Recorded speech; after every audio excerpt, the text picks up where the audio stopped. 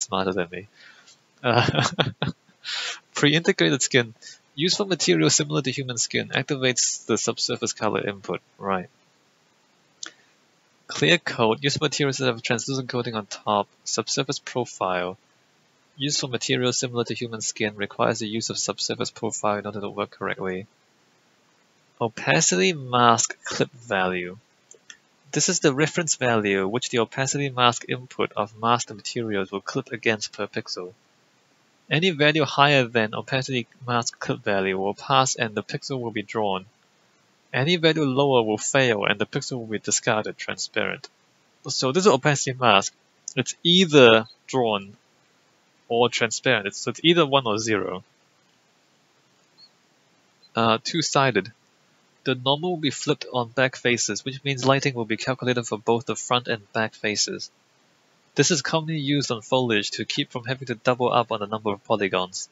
Two-sided does not work correctly with static lighting, since the mesh still uses only a single UV set for light mapping.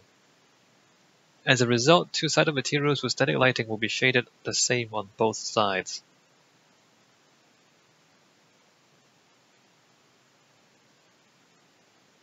It will be shaded the same on both sides, okay.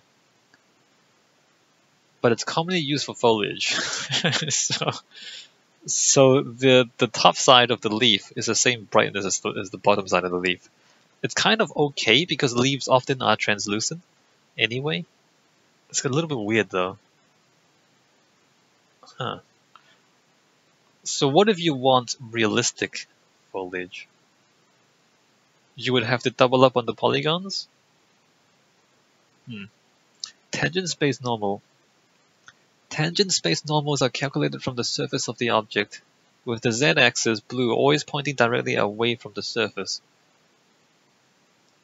World space normals use the world coordinate system to calculate pixel angle, ignoring the surface original orientation. Tangent space calculations are a bit more costly in terms of performance, but are generally more convenient, as these are usually the types of normal maps you can create in 2D applications, such as Photoshop. Visually, tangent space normal maps tend to look primarily bluish, while world space maps are more vividly rainbow colored. Yes.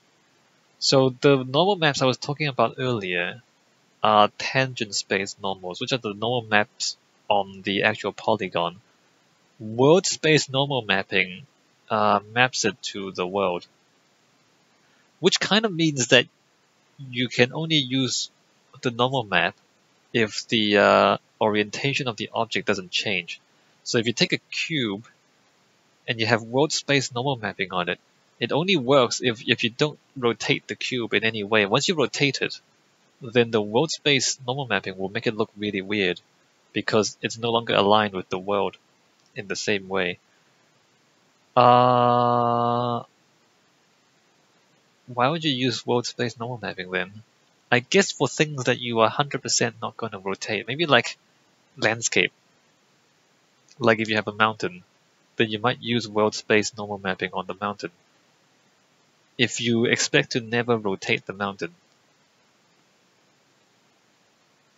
I guess? Decal blend mode. As the name suggests, this defines the blend mode that will be used when the material domain property is set to defer decal and cannot be changed until the material domain is set accordingly. It contains different blend modes than those available to surfaces. Translucent. This will cause the decal to blend base color, metallic, specular, roughness, emissive color, opacity, and normal. With this, you can blend in an entirely separate material, such as wavy water puddle, complete with normal map-based muddy building around it. What? Wavy water puddle, complete with normal map-based muddy building. You can blend in an entirely separate material.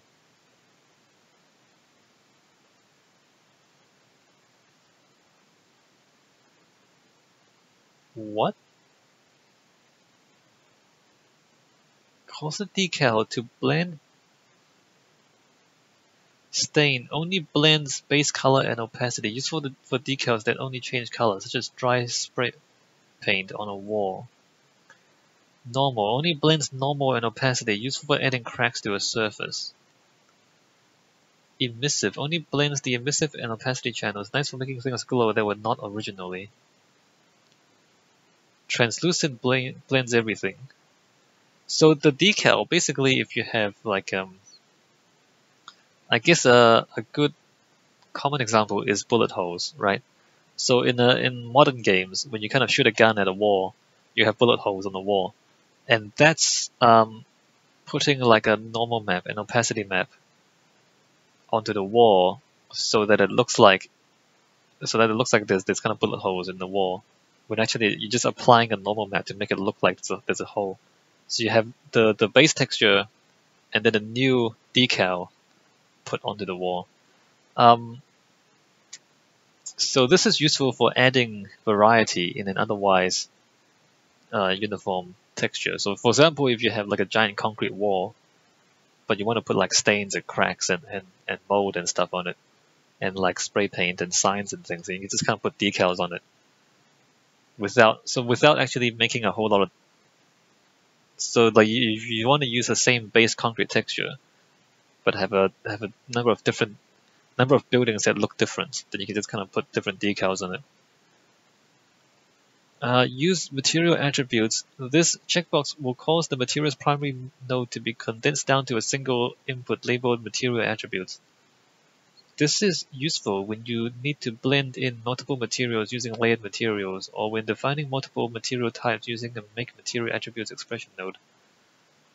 Alright. Subsurface profile. Num customized UV. Sets the number of customized UV inputs to display.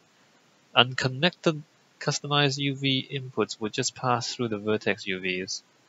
Right. I don't know why you would. Some of the stuff, I'm sure there's a reason for this, I just don't know what they're for. Generate spherical particle normals. This produces surface normals that remain spherical as you rotate around the particle system that uses this material.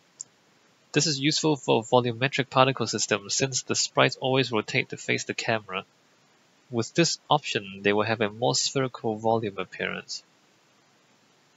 Generate spherical particle normals. Alright, so I guess if you're making smoke or clouds, they would look less like flat surfaces rotating to face you all the time. Right, emissive dynamic area light. If enabled, the material's emissive color is injected into the light propagation volume. Yes, that's what I want. Emissive dynamic area light is what we're going to do a lot. Emissive color is injected into the light propagation volume. Wireframe enables a wireframe view of the mesh the material is applied to. Refraction bias. This property offsets the depth of the refraction test. This is useful when refraction values are causing unwanted nearby objects, typically in front of the translucent object, from rendering into the material's surface. Higher values will start to separate refractions, however, it causes a visible break between the surface and the refracted objects. This property does not enable until you have connected some expression node into the refraction input. Offsets the depth of the refraction test.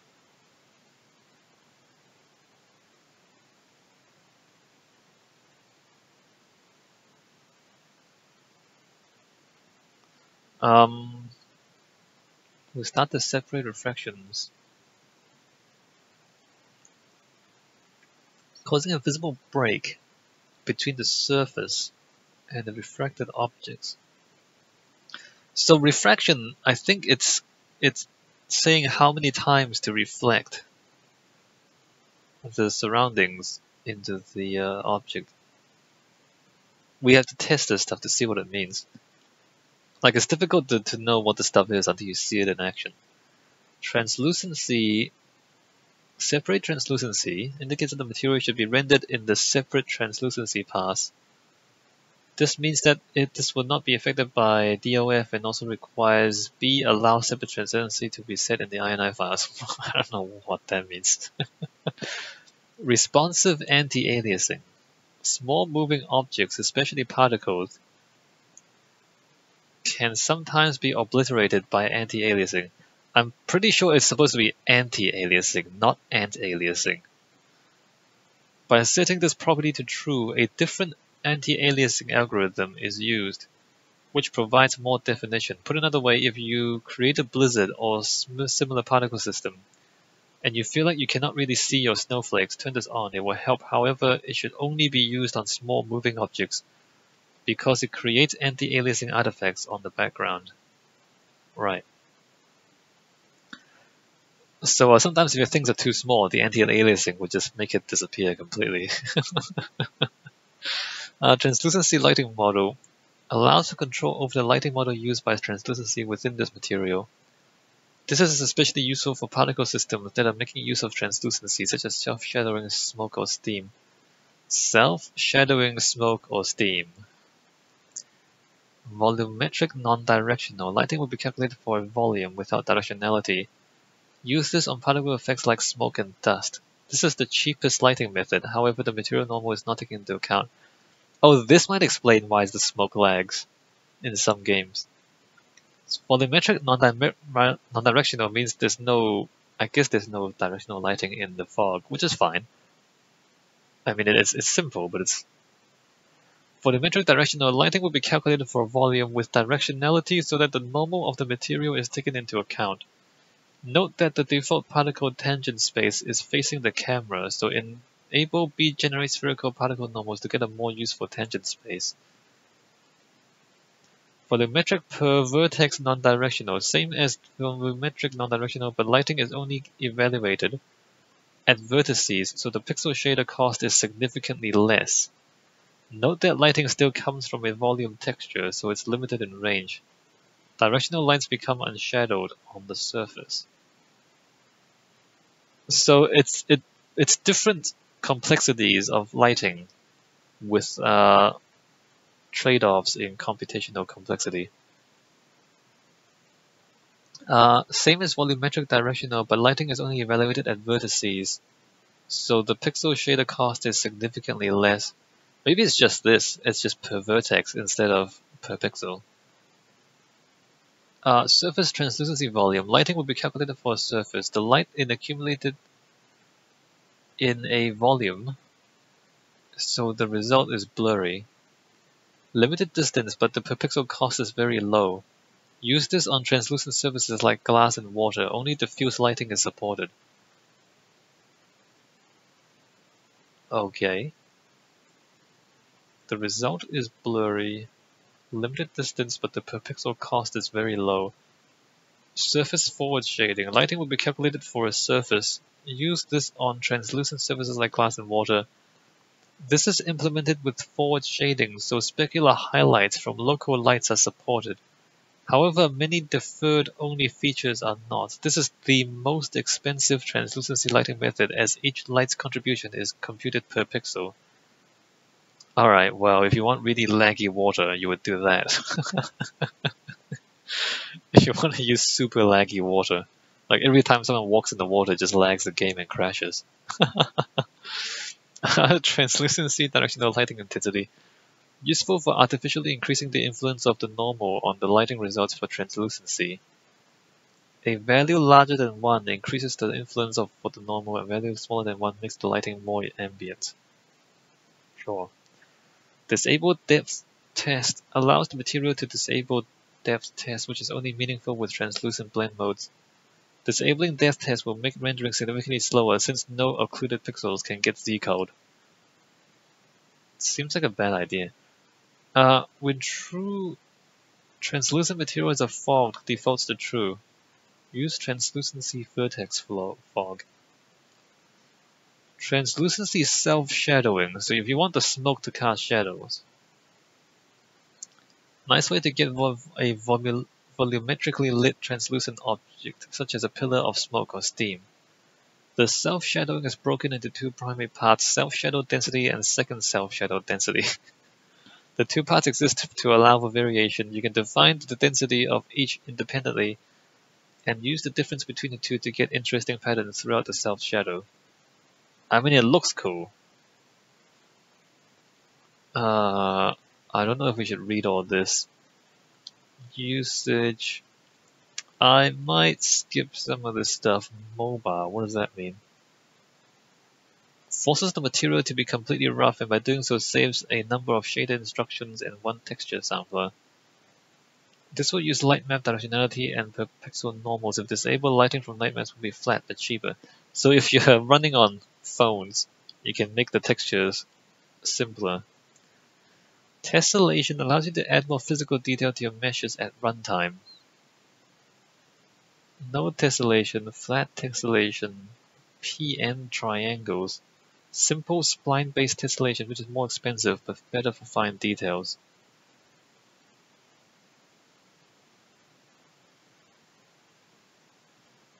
So, tessellation is like reverse optimization. It's like you make a mesh, you put more triangles into the mesh, and you're like, why would you do that? Why would you put more? I guess it's because if you use a displacement map, then you need the triangles. But it's done at runtime, which means it makes the game more complex than designed. I'm not sure if that's worthwhile, really. I don't know. I don't know about tessellation. I really don't. Like, why would you want that? Why would you want that? Post-process material, light mass. Cast shadow as masked. If true, lit translucent objects will cast shadows as if they were using masked lighting mode. This can help get sharper shadows on translucent objects. Alright. Diffuse boost. A multiplier for the amount of influence the diffuse component of the material has on static lighting. Export resolution scale. A multiplier for the resolution at which this material's attributes are exported. This should be increased when details are needed. Export resolution scale. Right.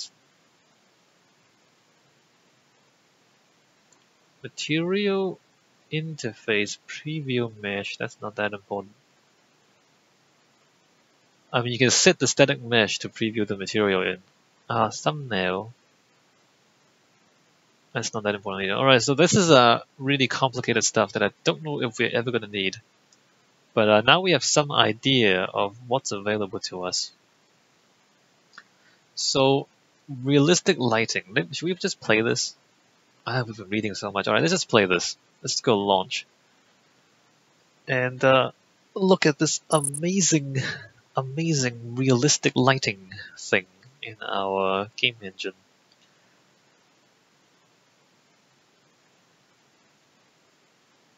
Man, that's a lot of stuff to think about.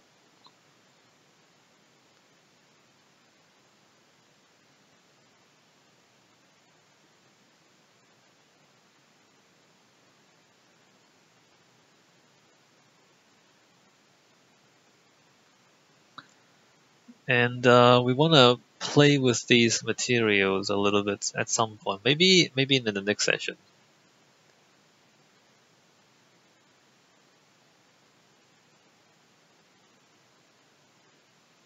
Alright, what's going on?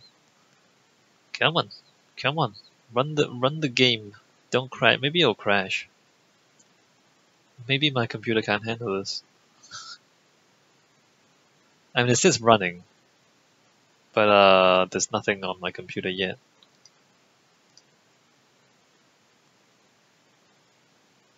Wait. Okay, here we go. Alright, allow access.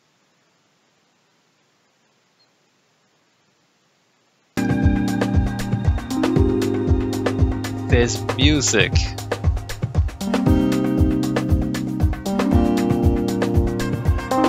I wish there wasn't music.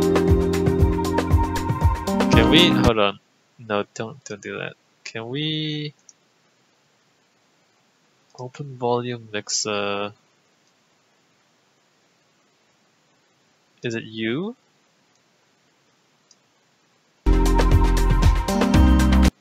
It's not you. Is it you? Alright, good. So these hooks that we were looking at earlier, I don't know if it's really worth it. Like, there's so much detail here. Also, am I on really low frame rate here, or is the walking is really slow? All right. The mouse is really fast, but the walking is really slow. Super slow. Look at this. And there's weird shadow things going on. Look at that. Look at that. Look at those things. Artifacts. What's that about? Anyway.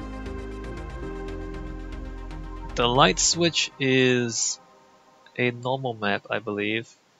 I don't think that's a mesh.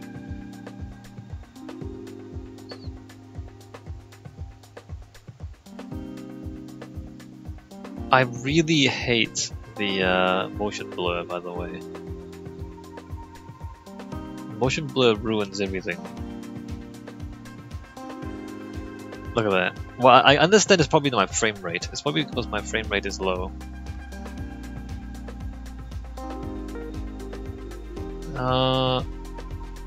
Alright.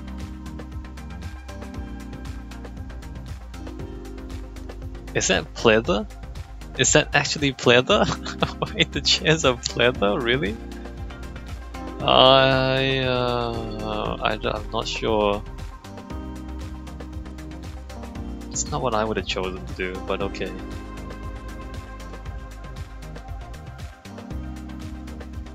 Just trying to see if we can actually see the edge of the city there.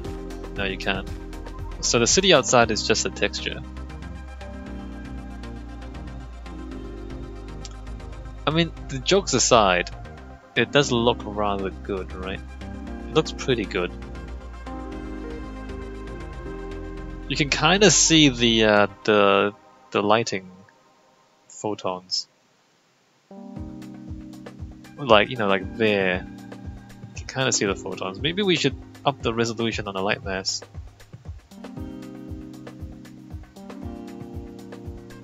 It's pretty good. It's pretty good. There is a little bit of strangeness, but it's pretty good. Like that there, look. Isn't that weird though? Maybe we should up the resolution on the light mass. Engine. Or turn off, maybe, is it ambient occlusion? Is it what's going on? Have we... I think it's ambient occlusion. I think the ambient occlusion is ruining it. Because there's a uniform shading along the edge. Look at that. Look at that uniform shading along the edge. I think that's ambient occlusion, and I think ambient occlusion is the thing that's ruining the scene. I think it is, look at that.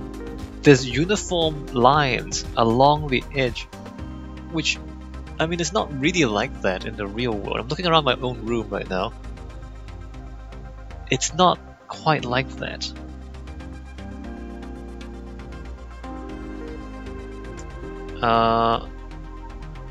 But that aside, can you see the room reflected? So the whole room is reflected in the floor as well. Does that mean mirrors work in Unreal Engine 4?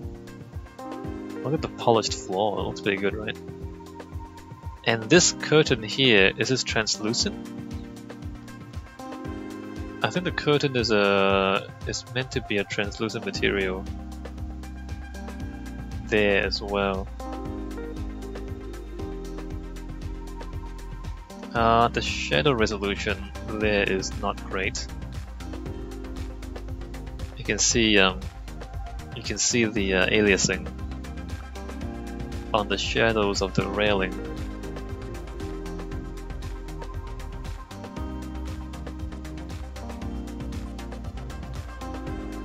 I'm not sure if those light fixtures are correct. You know, yeah, they are. Actually, they are. You can see the.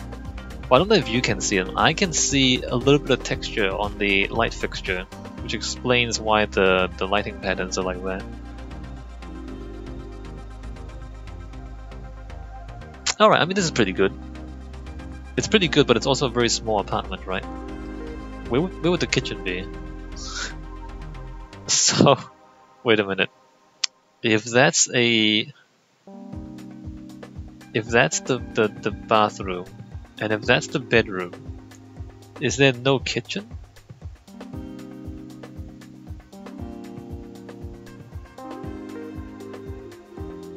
Alright, this is pretty good. This is quite good.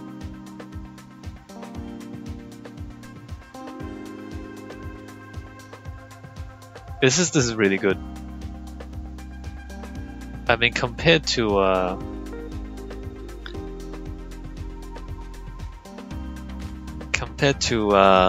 older engines, it's quite good.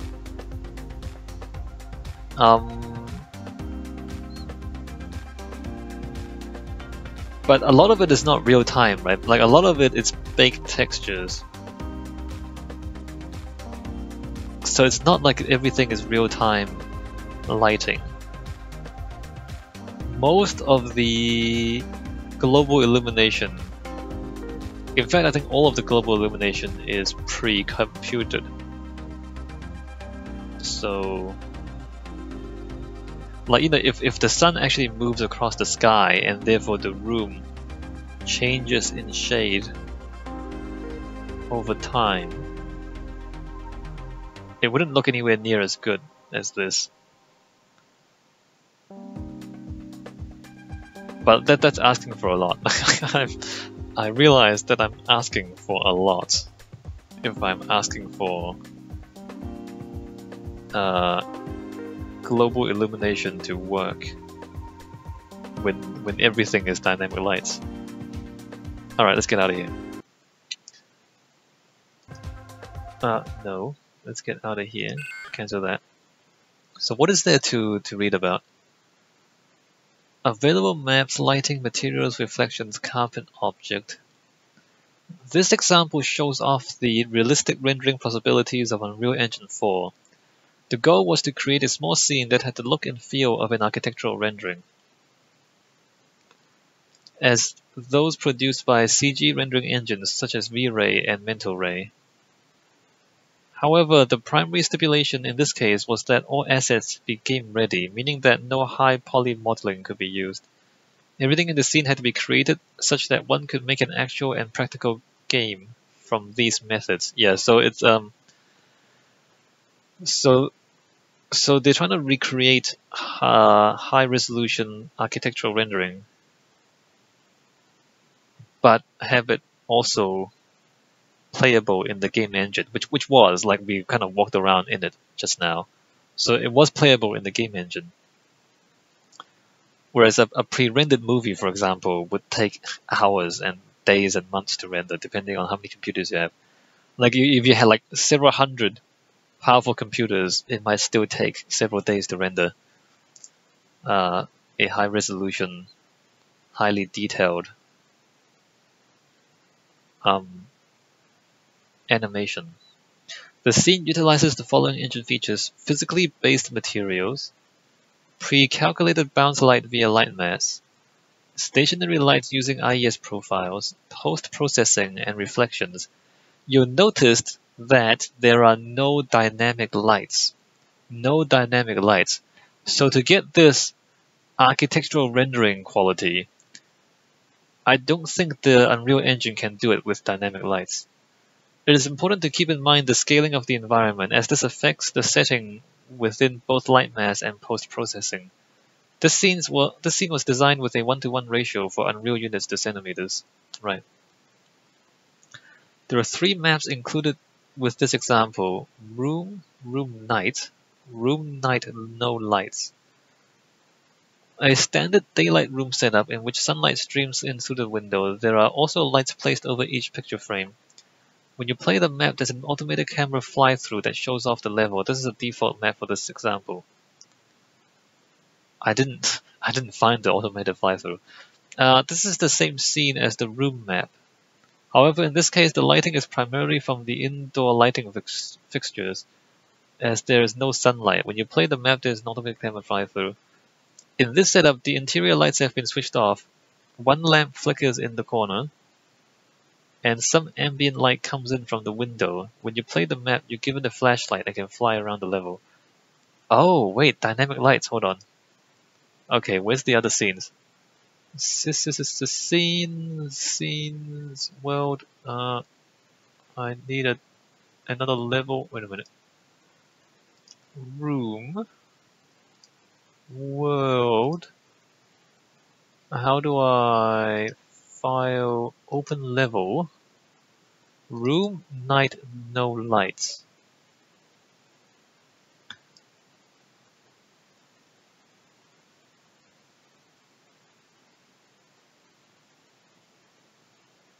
Cool.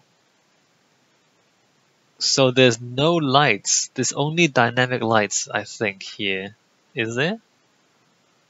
I mean, the world outside has changed. I can't see a thing. Wireframe. Oh, we're up here. Okay, let's go back down.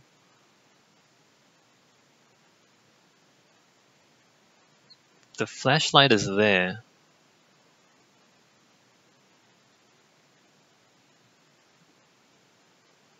Hey, let's play this. Let's launch this. While we wait for this. Of particular importance in the overall look of each maps is the lighting, which is what provides most of the realistic feel. Here we have broken down the primary lighting concepts for all 3 levels with this example. Wait, it's a different page. Night no light scene. There are 4 types of lights in use in the night no light scene. Directional light stationary provides the moonlight for the scene. Seen primarily on the balcony. Spotlight static. These are placed just outside the window to simulate soft light entering the room from ambient sources. Spotlight stationary. These are placed within the lamp in the corner, simulating light exiting the top and bottom of the lampshade. Another is used to create a cone of light from the flashlight on the floor. Point light movable. These are grouped to the flashlight that lies on the floor. They simulate light bouncing from the flashlight. Alright.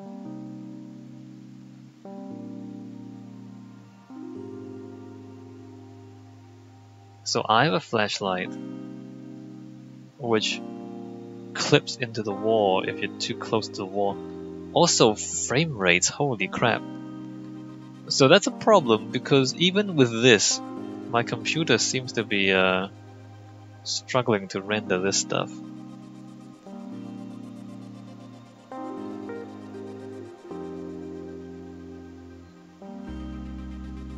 My computer is struggling to render this. This is not 60 frames a second.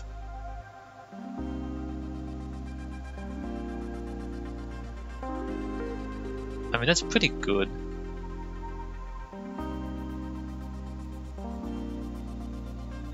Even the dynamic lights are pretty good, right?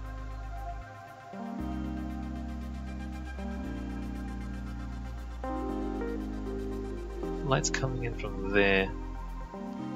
So I don't think there's translucency with dynamic lights. In fact, I'm kind of pretty sure there's no translucency with dynamic lights. And you know, the light, this looks much more plastic than before, look at that. So putting the flashlight on these things is like these vases look a lot less realistic with the dynamic lights, I think. Maybe I'm seeing things, I'm not sure. Yeah, no, look, the specular there, like when it reflects the world only, it looks kind of good. When it also has my spotlight on it, it looks kind of plastic. So so there's that.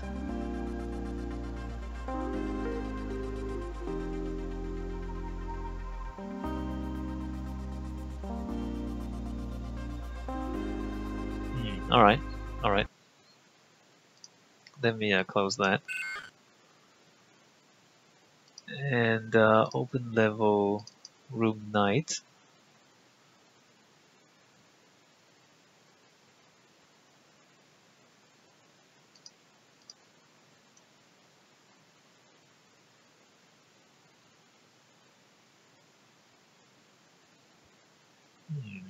It's pretty dark. Let's play this as well.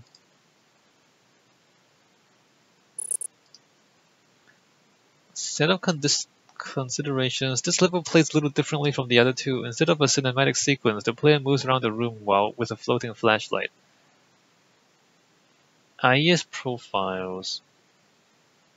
I mean, okay. Inverse squared fall off. That's not that complicated.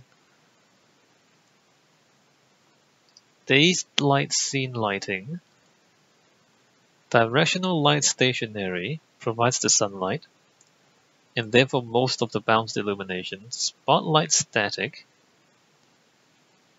To simulate ambient light outside the window. Spotlight stationary, these are placed above the picture frame. So there's 3 sources. IES profiles, inverse square fall off. That's just the same as before. Night scene lighting. Directional light stationary. Moonlight. Spotlight static. Ambient light from the outside. Spotlight stationary. Above the picture frame and from the lamp in the corner.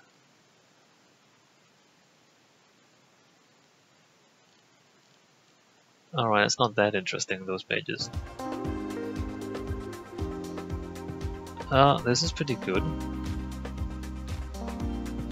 I mean, you can see the photons. Look at that. Look at that there. Those are artifacts. Those are global illumination artifacts. Shouldn't we turn up the detail on the pre-calculation? Shouldn't we turn up the light mass resolution? I think we should turn up the light mass resolution because those are very clearly light mass photon artifacts.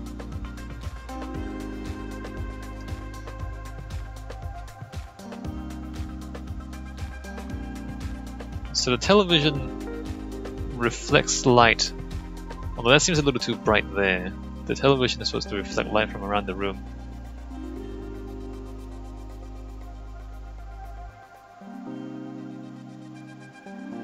And the glass on the door also reflects.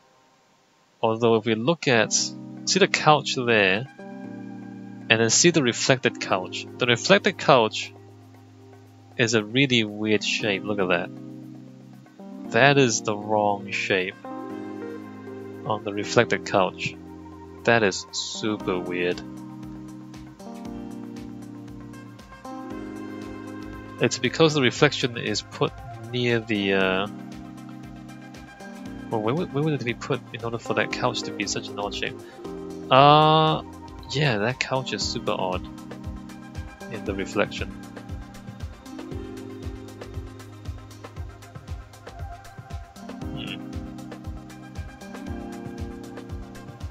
I guess the reflection must be looking this way.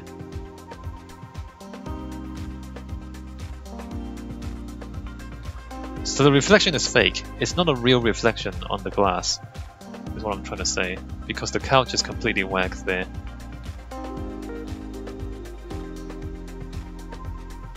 I know it seems like I'm nitpicking. I know it seems like I'm deliberately looking for things that are wrong and picking them out. Like, I'm not doing this to trash the people who made this. Like, that's not the intent. The intent is not to trash the people who made this level. The intent is to learn from this. The intent is to see where it's weird in order to understand the limitations of the game engine. That's my intent. Like, I'm not here to trash people. I'm here to just point out that the reflections are not perfect, for example, and I'm here to point out that the light mass global illumination calculations is not perfect, and so it leaves these kind of artifacts there. And there's also rendering artifacts on the door. I'm not sure what that is. I think there's some sea fighting going on, right? Is there like 2 different shapes on the door? Anyway, so there's a little bit of oddness in all of this. And again, like I'm not doing this to bash people and their work. It's to really understand the strengths and the weaknesses of the game engine.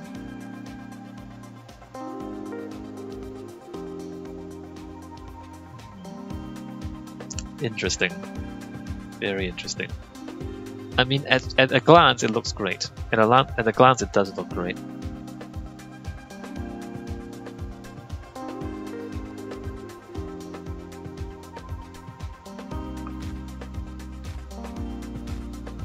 Alright.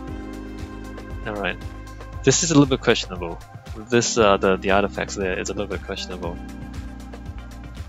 So, should we try to identify why that is the case? If we go to unlit. So if we go to, oops. Okay, that's just flew. So the movement when you're inside the room, or inside the engine, inside the editor, it's quite different from the movement when you're in the in the game.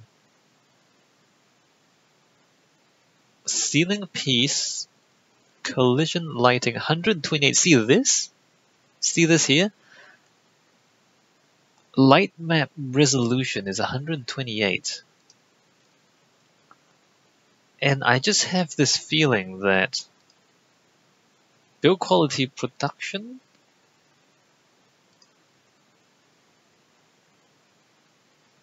I just have this feeling that this should be mesh should be higher.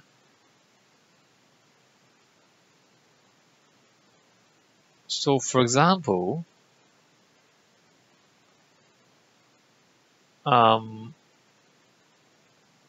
SM room 9, SM room outer mesh. What on earth is this? SM room out.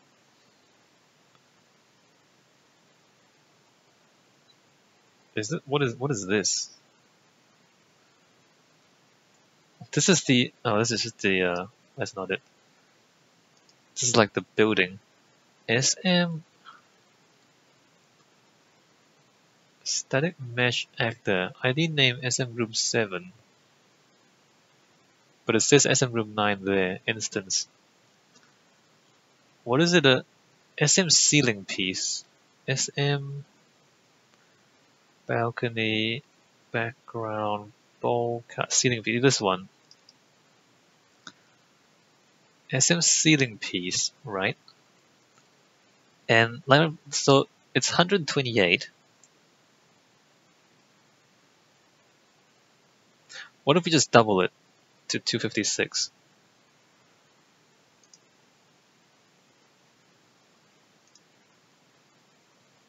And then what if we just... I don't know if I should save the model. I was gonna save it, or I save. And what if I like rebuild?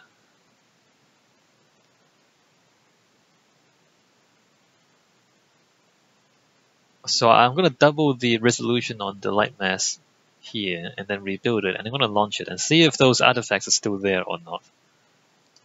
Alright, let's come back down here. Materials. Unreal Engine 4 makes use of a physically based material system. It means that somewhat obscure material properties, such as diffuse and specular power, have been replaced by properties that are more physically descriptive in nature, such as base color and roughness. If you say so.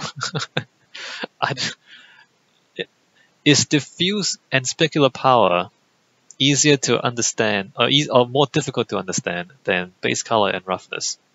Good question. Good question. Many of these properties are set to 0 to 1 based and do not require extravagant float numbers. This is similar to the material systems used in packages such as Pixar RenderMan. Below are the 4 primary properties that define the physical nature of a basic material. Combining these together in various ways allows you to create virtually any possible type of real-world physical surface. Well, that's useful. Alright. Message log. Alright, it's gonna take forever to build, especially on my computer. So you got base color. Base color changes the base color. The basic color of the object, similar to diffuse in previous material systems, you can take a texture as well as a color. So why did you just call it diffuse? If it's diffuse, it's just diffuse. And metallic. This is really abstract. So it just makes it metallic. Controls how metallic the surface of the object is. Put another way, this controls how much of the surrounding environment reflection overcomes the base color of the object itself. Okay. How much of the surrounding environment reflection overcomes the base color of the object itself? So how much of the object is reflection and how much of it is the base color? So the higher it is, the more it is defined by the reflection.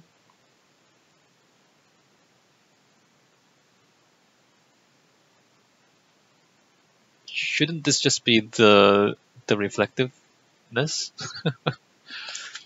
Alright, well, it's called metallic. It's not to say that it's only for use in metals, right? Because other reflective objects can also have a high reflection, even if it's not metal. Specular controls how much of a specular reflection is visible on the object.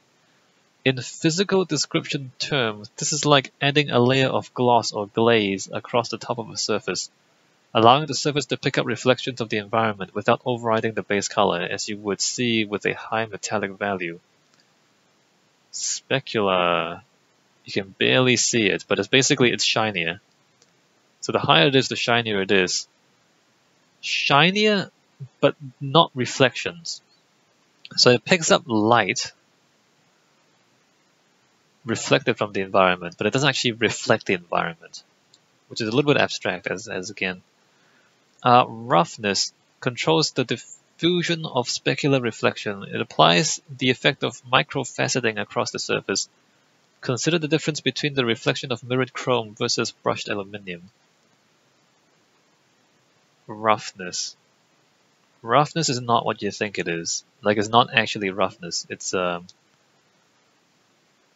it is roughness, but on a very micro level. In a way, it duplicates metallic because it's like the opposite of metallic. This is really abstract. Like, at the start, they're saying, "Oh, it more accurately reflects real world properties than." It's still pretty abstract. Like, roughness is pretty abstract. Look at this. What is that thing? Like, what is this object? Is it rubber? Rubber, and then hard plastic, and then like ceramic, and then metal. It's kind of it's hard to think of real world analogies to describe what we're seeing here. Anyway, how's this going? Oh, 56, not bad. Good job, keep going. Coffee table material. Most of the materials used in the demo are fairly simple at a conceptual level. We will focus on the material for the coffee table, as the base concepts that drive this material are reused on several objects in the scene.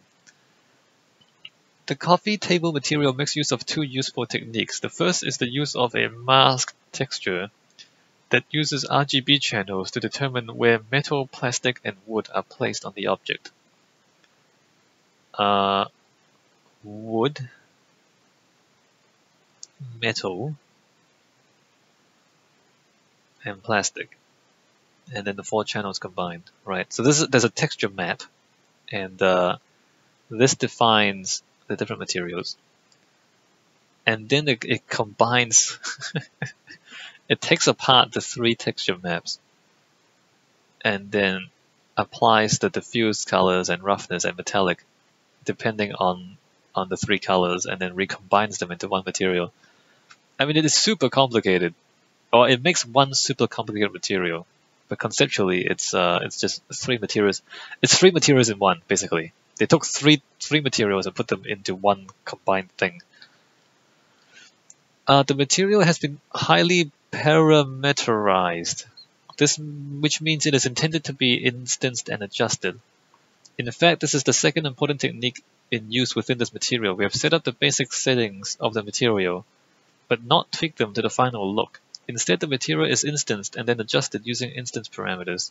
This is much faster than making adjustments and applying them over and over, which can be a real time saver during material creation. I mean, if you say so. If you say so.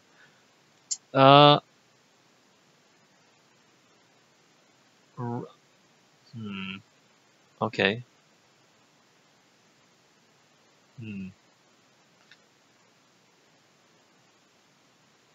So each material can be adjusted per instance. Are we done? Are we done? Amazing. So let's launch this again.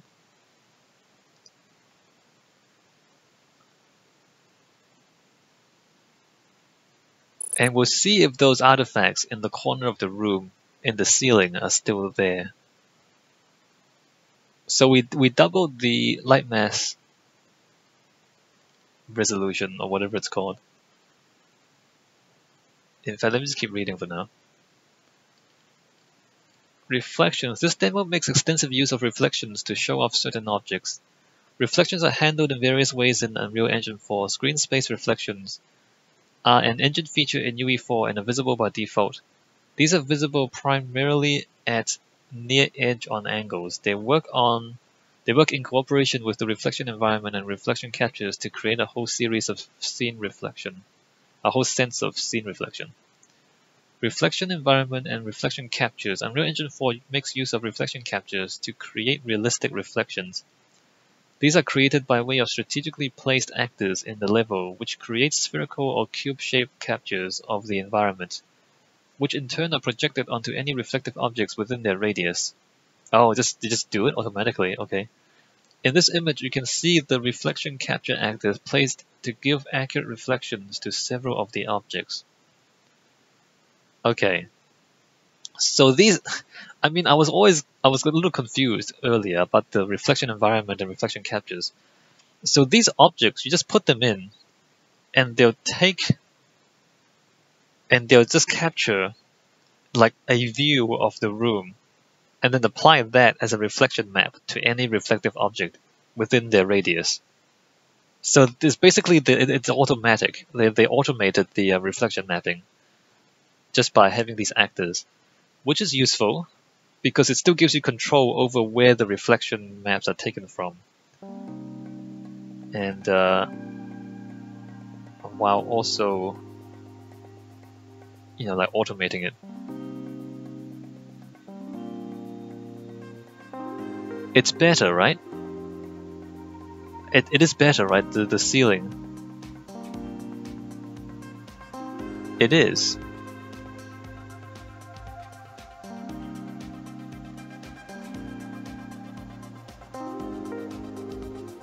I mean, it's still a little bit odd. There's still a little bit of artifacts, but there's less artifacts. So it's just a matter of increasing the resolution of the light mass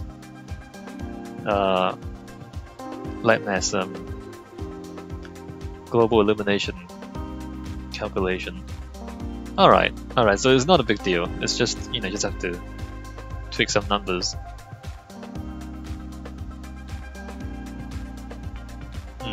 Alright, well, that's cool. Good to know. This reflection here is still pretty whack. This there. I mean, the idea that like the curtains are not reflected, look at that. So the curtain is not reflected. And the chair is whack. So maybe the reflection volume thing is not in the right place. The thing is, it's mostly right? Like if you're standing back here, you don't really notice that there's anything wrong with it.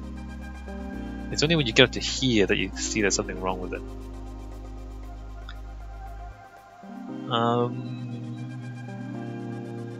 Alright. Well, We made the ceiling look better. So that's something we can, that's a cap, that's a feather to put in our cap. Alright, let's go back and keep reading. Let's close that. So what's with the reflection thing? And what is this camera? Camera actor 2.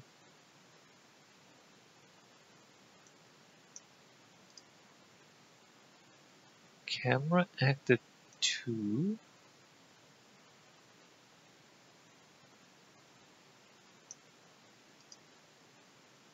Box reflection capture. Where are the boundaries of this thing? Box reflection capture is capturing the entire thing. I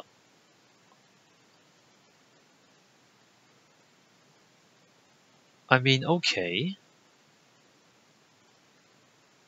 It's capturing the entire thing, but why? So why then? Why is it weird? Why is it weird on the chair? And why does it not reflect the curtains? What's this? Oh, that's this one. I thought there were two of them. Oh, what's this one? Box reflection capture 2. So it also reflects the outside.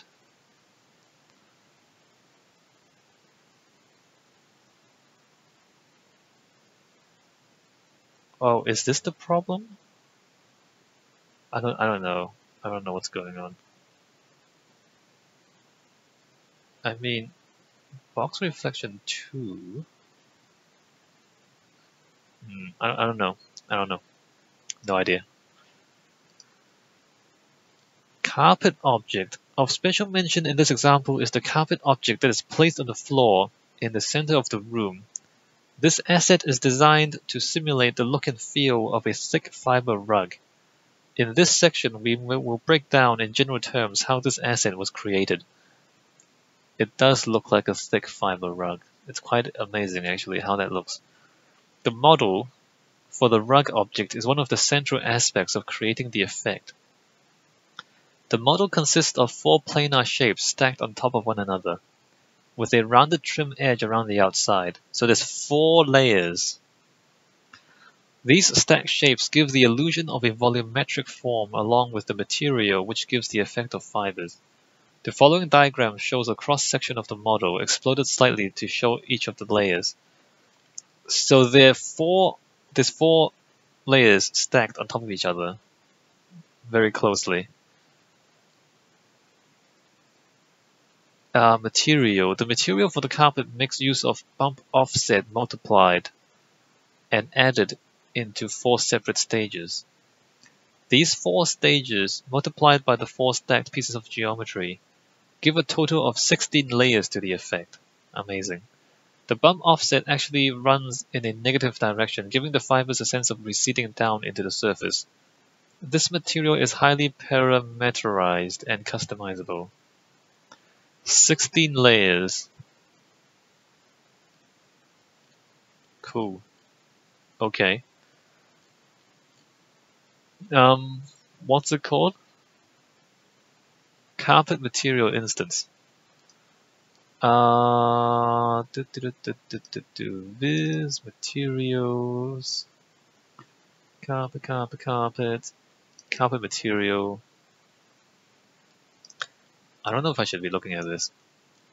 Super complicated. Wow. Hey, wow. Look how complicated. Wow.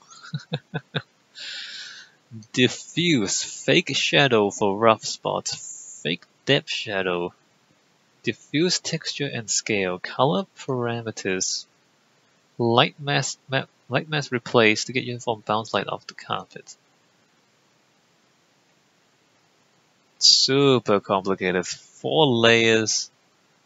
Bump mapping. Or bump offset. I offset, vertices, static mesh, glide maps replace for smooth. This is super complicated. I wonder if there's anyone whose job is just to make materials. There must be. There must be someone out there whose job is just to make materials. Like that's the full-time job, is to make materials. The wacky part is this doesn't look anything like the actual carpet, right? Like this doesn't look anything like the carpet. Alright, so that's enough for me with that one. What should we do now? We can take a break here, and then when we come back in the next video, we can start playing with materials in our own things. Or I can start playing with them now. No, let's take a break. Alright, I'm gonna take a break here. It's been 2 hours. So, when we come back in the next video, I'll go back to our alphabet soup, and we can make some materials, make some parametric materials, and play with them. All right, seems like a good plan. I'll see you in the next video.